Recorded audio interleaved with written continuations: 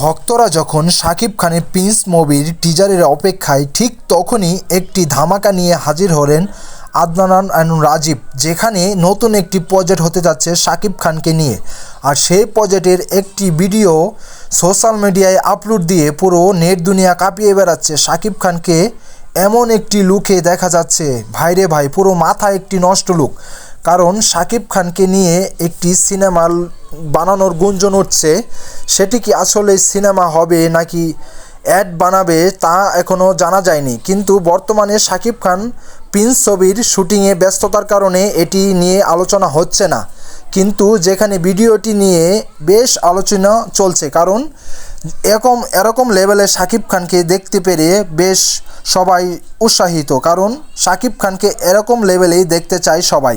আপনারা কি মনে করেন অবশ্যই কমেন্ট বক্সে কমেন্ট করে জানাবেন।